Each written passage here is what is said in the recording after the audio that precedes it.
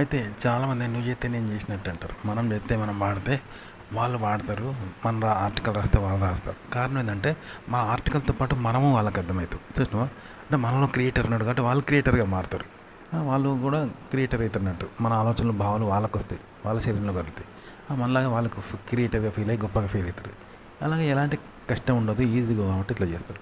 మరి వాళ్ళు అట్లా ఎందుకు చేస్తారు అంటే నేను చెప్తాను. మనకు శత్రువు ఉన్నాడు, కోపం వస్తుంది, మనకు జోక్ వస్తే నవ్వు వస్తుంది, ఏడుపు వస్తే ఏడుస్తాం, బాధపడతాం. కానీ తెచ్చిపెట్టుకొని చేస్తామా? ఆఖరికి సెక్స్ ఫీలింగ్స్ కూడా అంతే. మనం కావాలని తెచ్చిపెట్టుకుంటామా? అది మనకు అతీతంగా జరుగుతుంది. అంటే ఇప్పుడు చెప్పిన కదా, మనం చేస్తే నువ్వు చేస్తే నేను చేసినట్టే అంటారు చూసినావా? అట్లా జెన్యున్గా వాళ్ళకి కలుగుతూ ఉంటాయి చూసినావా? ఇట్లా మనలో కలుగుతాయి. కోపము, బాధ, ఆవేశము, పగ, శత్రువు, పగ తెచ్చుకోవడం, ఇవన్నీ మనలో కలుగుతూ ఉంటాయి. అంటే అవి జెన్యున్గా అవి కలుగుతాయి, మనం చేసేది కాదు, తెచ్చిపెట్టుకో. కాబట్టి దాన్ని మనం వ్యవహరిస్తూ ఉంటాం. కానీ ఎవడు కావాలని చేయడనమాట. కావాలని చేస్తే బాగుండదు అనమాట. ఇప్పుడు మిమిక్రీ అని ఒకరిని చూసి అనుకరిస్తాం, కానీ మనం చేస్తామా? చెయ్యం కదా. మనలో అలా కలగాలంటే ఒకరిని ఎక్కిరిస్తాం చూసినావా, వెటకారంగా అనుకరిస్తాం. అవన్నీ కూడా మూడు వచ్చినట్టు, కానీ మనం చేయమన్నమాట. మనం చేయడం అంటే మాకు శత్రువుగా నన్ను కొడతామా? అలాగే మనం మూడ్స్ రాకపోతే చెయ్యమన్నట్టు. అవి మనకు అతీతంగా వస్తాయి అన్నట్టు. ఇగో ఇట్లనే మనం చేసింది పక్కడు అనుకరించడం అంటే ఎట్లుంటుందంటే, మనలో వచ్చింది వాడు చేస్తాడంటూ, వానికి అతీతంగా వచ్చింది కాబట్టి దాన్ని అనుకరిస్తాడు. కానీ వాడే సొంతంగా క్రియేట్ చేయడు. అది దరిద్రంగా ఉంటుంది, నటించినట్టు ఉంటుంది అటు. ప్లాస్టిక్ పూలు సువాసన ఉంటారు చూసినావా? జెన్యున్గా ఉన్న ఫీలింగ్సే పువ్వు లాంటివి, అందంగా ఉంటాయి, సువాసన ఇస్తాయి కదా. అట్లనట్టు పక్కలు చేసింది చేస్తే అట్లుంటుంది. మనం చేస్తే మనకు కూడా అంత బాగుండదు అనమాట. కానీ నాకు అలా చేయాలి. మనలో మూడ్స్, ఆలోచనలో, అనుభవాలు, అనుభూతులు, కళలో, ఊహలో పొంది ఒక నెగిటివ్ ఆలోచించి మనం ఫీలింగ్ పొంది అలా చెప్తూ ఉంటాం అన్నట్టు. చెప్తే పక్కోడు ఈజీగా చేస్తూ ఉంటాడు. కాబట్టి ఇంతే. కాబట్టి మనం ఎట్లా క్రియేట్ చేయాలంటే మన ఊహలు, ఆలోచనలు, మూడ్స్ తెచ్చిపెట్టుకొని కళల ప్రపంచంలో తిరిగి ఇలా మీరు క్రియేట్ చేయండి. ఏదైనా చేసి దాన్ని వేరేటోడు ఏదైతే చెప్తాడో అలా మీరే చెప్పండి. మీరే చెప్పండి, మళ్ళీ మీరే మాట్లాడండి. ఇప్పుడు బయట ఎందరో ఎన్నో రకాలుగా మాట్లాడతారు కదా, వాళ్ళలాగా మీరు అనుకరించండి. వాళ్ళలాగా ఆలోచించండి. మీ స్టైల్లో మీరు ఏదో ఒక విషయాన్ని చెప్పండి. ఇప్పుడు ఎన్నో విషయాలు జరుగుతూ ఉంటాయి కదా టీవీలో, పేపర్లో. ఇప్పుడు సెన్సేషన్, ఇది బ్రేకింగ్ న్యూస్ వస్తూ ఉంటుంది కదా, ట్రెండింగ్ న్యూస్. వాటి గురించి మాట్లాడి మళ్ళీ వాటిని నువ్వు మాట్లాడింది పక్కడు మాట్లాడేది ఎట్లా మాట్లాడుతాడో అలా మాట్లాడండి, గంతే. ఇప్పుడు మనలో నొప్పి, బాధ, అరుస్తాం కదా, ఏడుస్తాం. నొప్పి అయినప్పుడు ఈ బాధ కలుగుతుంది, ఏడుస్తాం కదా భరించలేక. ఇది కూడా మనకు అతీతంగా జరుగుతుంది, మనం చేయమన్నట్టు. అంటే మనలో జీర్ణక్రియ, గుండె కదలడము, రక్త ప్రసరణ ఎలా జరుగుతుంది, మనకు అతీతంగా జరుగుతుంది. మనం ఏడవడం కూడా అలాగే చేస్తాం. కానీ మనం చేసేటట్టుంటుంది. ఇప్పుడు జీర్ణక్రియను మనం చేసుకుంటే, గుండె బీట్ను మనం చేసుకుంటే, రక్త ప్రసరణ మనం చేసుకుంటే ఎట్టుంటుంది, అలా రియాలిటీ చేసుకుంటే చండాలంగా ఉంటుంది, ఎవరు చేయరు. అందుకే ఇతరుల మీద ఆధారపడతారు. కాబట్టి కళాకారుడు ఏం చేస్తాడంటే తనకు అతీతంగా ఒక ఊహ, ఆలోచన, భావాలు అనేవి పొందుతూ ఉంటాడు. తను ఇవి కూడా అతీతమైన అన్నమాట. ఇలా పొంది వాటితో అలా జీవిస్తూ ఉంటాడన్నమాట. అది టాలెంట్. అందుకే మనల్ని ఇతరులు కాపీ చేస్తారు. కాబట్టి ఇది మనం పెట్టుబడి పెట్టి కష్టపడతాం కదా, వాళ్ళు కష్టపడతాంలా, ఖర్చు మనం పెట్టి సొమ్ము వాళ్ళకి ఇస్తాము, అందుకే ఇయ్యం గంతే. కాబట్టి మీరు ఇలా ఏ విషయం గురించైనా మీకు అతీతంగా కళలు, ఊహలు చేస్తూ మళ్ళీ దాన్ని ఇతరులు అనుకరిస్తేట్టుంటుందో అలా మీరే మిమ్మల్ని మీరు అనుకరించి చెప్పండి అనమాట. అప్పుడు బాగుంటుంది. మామూలుగా మనం ఒక కథ రాసినాము, ఏదో క్రియేట్ చేసినాం అనుకో, ఏం చేస్తారంటే పాట కానీ ఏదైనా క్రియేట్ చేసి మాట్లాడితే యూట్యూబ్ వీడియో చేస్తే పక్కడు కూడా చేస్తాడు. ఎందుకంటే మనకి ఈజీగా ఉంటుంది. ఒకరు పాడిన పాటను పాడడం ఈజీ కదా, మనం పాడతామా? ఇప్పుడు సినిమా పాటలు మనం పాడడం ఈజీగా ఉంటుంది కదా. అట్లనే మనం చేసిన మాటలు, అవన్నీ ఆలోచనలు, అవన్నీ వాడు ఆలోచించి వాడు కూడా రాసుకొని మనల్ని కూడా అనుకరిస్తాడు. ఇక్కడ మన అనుభవం కూడా వాడు తెలుస్తూ ఉంటుంది. మన అనుభవం, మన అనుభూతి, మనము, ఇవన్నీ వాడిని తెస్తాయి. కాబట్టి మనలాగా వాడవుతాడంట. అవి వాడు అనుమతి పొంది వాడు మనల్ని రచించినట్టు వాడు రచిస్తూ అంటాడు. అంటే అయితే అంటాడు, వాడు రచించాడు, వాడు అట్లా అయితే అంటాడు. కాబట్టి ఇలా తెలుసుకుంటాడు. కాబట్టి ఇక్కడ ఏంటంటే నేను చెప్పేది, మనల్ని మనల్ని మనల్ని వాళ్ళు ఎలా అయితే అనుకరిస్తారో అట్లా మనల్ని మనం అనుకరించాలి. అంటే మన మాట, మన ఆలోచన, మన భావాలు, మన క్రియేటివిటీ, మన వీడియో చేస్తాం కదా, అవన్నీతో పాటు మనల్ని మనం, మన అనుభవం, మన అనుభూతి, మనము, ఇవన్నీ అనుకరించాలి. పక్కడు ఎట్లా అనుకరించిండో అలా అనుకరించి అట్లా ఆత్మవిశ్వాసం పొందాలి. మనతోటి మనమే రచయితగా మళ్ళీ.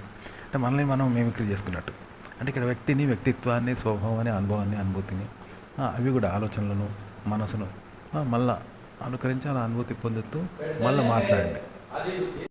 లేకపోతే మనం ఒకటి క్రియేట్ చేసినప్పుడు మనల్ని, మన ఆలోచనని, మన భావాల్ని అన్నీ అనుకరించి మనలాగా మాట్లాడి కొందరు ఏం చేస్తారు, వాళ్ళు క్రియేటర్లాగా ఫీల్ అవుతారు. మన అనుభవాన్ని, మన ఆలోచనలు అనుకరించి వాళ్ళు చెప్తాంటారు, వాళ్ళే రైటర్ లాగా, వాళ్ళే యూట్యూబ్ లాగా ఈజీగా ఉంటుంది వాళ్ళకు. ఎందుకంటే కాపీ చేయడమే. కాబట్టి వ్యక్తిని కూడా కాపీ చేస్తారు, చేసి రైటర్ లాగా భ్రమపడుతూ చేస్తూ ఉంటారు కదా. ఇలాగే నిజ జీవితంలో ఎంతోమంది ఎన్నో రకాలుగా మాట్లాడతారు, వ్యవహరిస్తారు, కొట్లాటలు, పంచాదులు ఎన్నో చేస్తారు కదా. వాళ్ళలాగా మీరు అనుకరించండి. అంటే వాళ్ళ నటించకండి, వాళ్ళలాగా జెన్యున్గా అనుభవం పొందండి. వ్యక్తులుగా, వ్యవహారాలుగా వాళ్ళ గొంతు, కంఠము, ఆలోచన, భావాలు, మాటలు, వ్యక్తులు, వ్యక్తిత్వం, స్వభావం, ఆలోచనలు అన్నీ అనుకరించండి. మీరు జీవించండి వాళ్ళలాగా. జీవిస్తూ అలా చెప్పండి కెమెరా ఉండు దాన్ని. ఒక ఐడియాని కానీ, ఆలోచన కానీ, ఆర్టికల్ కానీ అలా మాట్లాడండి. దేని గురించైనా. అప్పుడు బాగుంటుంది అనమాట. ఏదైనా క్రియేట్ చేయగలుగుతారు. చాలామంది కంటెంట్ కోసం ఏం చేయాలంటే టైంపాస్ కావాలి, కానీ ఆ టైంపాస్ కోసం కూడా కష్టపడాలి కదా ఇప్పుడు కంటెంట్ తయారు చేయాలంటే. కాబట్టి ఆ ఊహలు కూడా ఏం చేస్తారంటే అది కూడా ఊహగానే చేస్తారు. ఊహగా ఊహిస్తారు, ఊహలు ఊహిస్తారు. ఊహించడానికి కష్టపడాలి, ఆ కష్టం కూడా ఊహలను ఊహిస్తారు. అంటే కష్టపడి ఉండదు, రెండు ఊహలే అంటారు. ఆ విధంగా చేయాలంటే ఏం చేయాలి, పక్కోడు చేసేది వాళ్ళు పొందుతారంట. పక్కోని అనుభవం, అనుభూతి అనేది ఊహల్లో పొందుతారు, పక్కోడు పొందేది. మళ్ళీ వాళ్ళు ఊహించేది కూడా ఊహలు వాళ్ళు ఊహించుకుంటారు. రెండు కష్టం లేకుండా వస్తుందని చూసుకుంటారు. కాబట్టి ఇలా చెప్పొద్దు వాళ్ళకు. మరి మనం ఏం చేయాలంటే మన ఊహలు అనేవి రెండు మనకు ఉంటాయి కదా. ముందు మనం ఊహల్లో విహరించి మనం ఊహించుకుంటూ మన అనుభూతి అనుభవాలు పొందుకుంటూ మనం కొన్ని ఊహలు ఊహిస్తాం కదా. దీనికోసం మనం శ్రమిస్తాం అన్నట్టు. అయితే అది మొదటిసారి శ్రమించి ఊహలు పొంది రెండోసారి ఆ శ్రమను కూడా మీరు ఊహించి ఊహల్లో చెప్పండి. ఊహించండి. ఈ విధంగా మిమ్మల్ని మీరే మళ్ళీ మిమిక్రీ చేసినట్టు, అంటే మిమ్మల్ని వేరే వాళ్ళు అనుకరిస్తట్టు ఉంటుంది, అది మీరు చేయండి అనమాట. ఇప్పుడు ఈజీగా ఉంటుంది, అద్భుతంగా ఉంటుంది అది ఏ కంటెంట్ అయినా. ఇప్పుడు కొందరు ఏం చేస్తుంటారంటే మనం చేస్తే వాళ్ళు చేసినట్టే అంటారు. అయితే ఇక్కడ ఏంటంటే మనం ఒక కంటెంట్ తయారు చేసిన, ఒక ఆలోచన చేసినా మాకు కూడా చేస్తుంది అంటారు. ఎట్లా అంటే ఇది ఎలాంటిదంటే ఒక పాట పాడిననుకో, ఇప్పుడు బాలసుబ్రహ్మణ్యం పాడితే మనం పాడుతున్నాం కదా. ఏ పాటనైనా మనం సినిమా వాళ్ళు పాట పాడుతున్నాం కదా. ఇది అలాంటిదే. కాకపోతే ఇది శారీరకంగా, మానసికంగా, వ్యక్తిగతంగా మనం వ్యవహరిస్తూ ఆలోచిస్తూ పైకి మాట్లాడుతూ ఆ మాటను రాసుకుంటున్నాం లేదా మాట్లాడుతున్నాం, కంటెంట్ తయారు చేస్తున్నాం అనుకో. అంటే మన మనసులో ఏమనుకుంటున్నాం, ఎలా చేస్తున్నాం అనేది వాళ్ళకి అర్థమైంది. అవి మన లోగుట్టు తెలుస్తుంది కాబట్టి వాళ్ళు అలాగే చేస్తూ వాళ్ళు మనలాగానే మన అనుభవంతో వాళ్ళు రచయితలుగా మారుతారు అనమాట. ఇక్కడ మనకు శ్రోతలుగా మారరు, రచయితగా మారుతూ రచయితగా అనుభవం పొందుతూ వాళ్ళు కంటెంట్ తయారు చేస్తారు అంటే ఇప్పుడు క్రియేటర్స్గా మారుతారు. ఆ విధంగా క్రియేట్ చేస్తారు. కాబట్టి డైరెక్ట్ మన ఆర్టికల్ని చదవరు, వాళ్ళు రచయితగా వాళ్ళు ఫీల్ అవుతూ మన అనుభవం పొందుతూ మనలాగానే ఆలోచిస్తూ మనలాగానే వాళ్ళు రాస్తూ ఉంటారు. రాసి నువ్వు చేస్తే నేను చేసినట్టు అని సింపుల్గా చెప్తూ ఉంటారు. అయితే ఇక్కడ ఏంటంటే ఇది పక్కన పెడదాం, వాళ్ళు కాపీ చేసేదని పక్కన పెడదాం. మనం ఒక కంటెంట్ ఎలా చేయాలంటే ఇదే ఫార్ములాతో నిజ జీవితంలో కొందరు మాట్లాడుతుంటారు, ముసలోళ్ళు వయసులు వాళ్ళు వీళ్ళు మాట్లాడుతుంటే మనం వాళ్ళని వెక్కిరించడము, వెటకారంగా మాట్లాడడము, కోపంతో అనుకరించడము చేస్తాంగా. వాడు ఇట్లా అన్నాడు అట్లా అన్నాడు అని చేస్తూ ఉంటాం. వాళ్ళని అనుకరించి శారీరకంగా, మానసికంగా వాడు నవ్వింది వెక్కిరిస్తూ మనం చూపెడతాం కదా, కోపం వచ్చినప్పుడు, ద్వేషించినప్పుడు ఇలా చెప్తూ ఉంటాం కదా. ఆ విధంగా వేరే వాళ్ళ అనుభవము, వాళ్ళ ఆలోచనలు, వాళ్ళ మాట అనేది మీరు ఏం చేయాలంటే మాటనే కాకుండా వాళ్ళ శరీర అనుభవాన్ని, వాళ్ళ మానసిక ఆలోచనను, వాళ్ళ గొంతును అదంతా కూడా వాళ్ళు చేసింది మళ్ళీ మీరు చేయాలంటే. ఇప్పటిదాకా మీరు చేస్తే పక్క వాళ్ళు చేసిన చూసినావా మీ అనుభవాన్ని, అనుభూతిని, మీ ఆలోచన, మీ మనసులోని మాటను మీరు ఎలా అయితే ఆలోచించాలో అదంతా తెలుసుకొని వాళ్ళు మీలాగిన రచయితలుగా ఎలా అయితే మారుతారో పక్క వాళ్ళలాగా మీరు అలా క్రియేట్ చేసి మళ్ళీ దాన్ని మీరు అనుకరించండి. మీ పక్కడు ఎలా అయితే మిమ్మల్ని అనుకరించండో అలా మీరు ఒకటి క్రియేట్ చేసి మీరు మళ్ళీ దాన్ని అనుకరించండి. ఓకే, ఇప్పుడు కంటెంట్ తయారవుతుంది. ఒక కంటెంట్ను క్రియేట్ చేయాలి లేదా మీరు కెమెరా ముందు ఎలా మాట్లాడాలి, ఒక ఆర్టికల్ చదివి లేదా వేరే వాళ్ళ యూట్యూబ్ వీడియో చదివి కానీ లేదా మీరు సొంత కంటెంట్ ఒకటి చదివి దాన్ని ఎలా చెప్పాలి క్రియేట్ చేసి అంటే, ఇప్పుడు చిరంజీవి ఉన్నాడు, చిరంజీవి డైలాగ్ చెప్తే చిరంజీవి నేచురల్గా చెప్తాడు కదా, దాన్ని మనం అనుకరిస్తాం. కానీ చిరంజీవి అనుకరిస్తాడా? అనుకరించాడు. ఇప్పుడు నాగార్జున డైలాగ్ను మనం అనుకరిస్తాం, కానీ నాగార్జున అనుకరిస్తాడా? ఆయన డైలాగ్ను ఆయన నేచురల్గా చెప్తాడు. అలాగే ఊళ్ళో ఎంతమంది రకరకాలుగా మాట్లాడుతుంటారు కదా, ముసలోళ్ళు వయసులో ఏదేదో మాట్లాడుతుంటే మనం వాళ్ళని అనుకరించాం, ఎందుకంటే వాళ్ళు జెన్యున్గా చెప్తున్నారు కదా, వాళ్ళ నటన అయితే అనుకరిస్తాం. ఇప్పుడు చిరంజీవి, నాగార్జున నటన కాబట్టి మనం అనుకరిస్తాం కదా. అయితే ఇక్కడ ఏంటంటే ఊర్లో జెన్యున్గా మాట్లాడే వాళ్ళు ఉంటారు కదా, వాళ్ళది కూడా నటన అయితే ఎలా అనుకరిస్తామో అలా చెప్పాలన్నమాట. అంటే మనం కోపం వచ్చినప్పుడు, వెటకారం వచ్చినప్పుడు, నవ్వు వచ్చినప్పుడు మన పక్కలను లేకుంటే వాడికి ఇట్లా మాట్లాడుతాడు అని మన శత్రువుల గురించి ఎక్కడి నుంచి చూపెడతాను చూసినావా, ఆ విధంగా జెన్యున్గా వ్యవహరించే వాళ్ళని కూడా మనము అనుకరించి చెప్పాలి నటనలాగా. వాళ్ళు నటిస్తే ఎలా అయితే అనుకరిస్తామో అలా. అంటే ఇప్పుడు చిరంజీవి, నాగార్జున ఎలా అయితే చెప్తామో ఆ విధంగా చెప్పాలంటూ.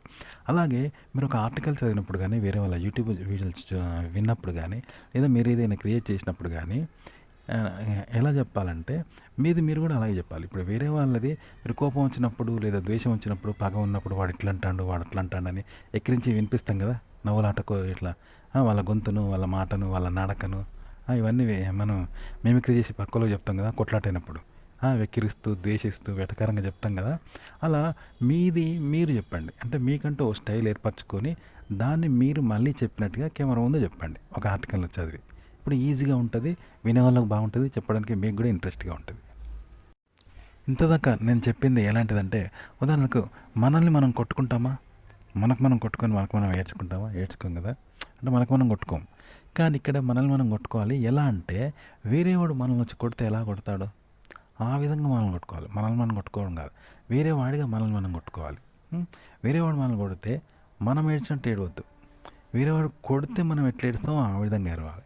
అంతేగాని మనకు మనం ఏడిస్తే అది వేరేవాడు కొట్టకుండా ఏడ్చినట్టు అవుతుంది. వేరేవాడు కొడితే మనం ఎట్లా ఏడుస్తాం ఆ విధంగా దాన్ని మళ్ళీ మనం ఏడవాలి. వేరేవాడు కొట్టినట్టుగా మనం కొట్టుకోవాలి, మనం కొట్టుకోవద్దు, వేరేవాడు కొట్టినట్టుగా కొట్టుకోవాలి. వేరేవాడు కొడితే ఎలా ఏడుస్తామో అలా ఏడవాలి, మనం ఏడవకూడదు. వాడు కొడితే ఎలా ఏడిపోస్తుందో ఆ విధంగా ఏడవాలి. ఇట్లా అన్నట్టు. ఇలాగే మీరు వేరే వాళ్ళ వీడియోలు చూసి విని వేరే ఆర్టికల్స్ చదివి ఇలా చెప్పండి. అంటే మీరు చెప్పకుండా మీరు చెప్తే దాన్ని మళ్ళీ వేరే వాళ్ళు అనుకరిస్తే లేదా వేరే వాళ్ళను మీరు అనుకరిస్తే ఎలా ఉంటుందో మీది మీరే మళ్ళీ అనుకరించి చెప్పండి. అంటే మీరు చెప్పకండి, మీది మళ్ళీ అనుకరించి చెప్పాలి తప్ప మీరుగా చెప్పొద్దు.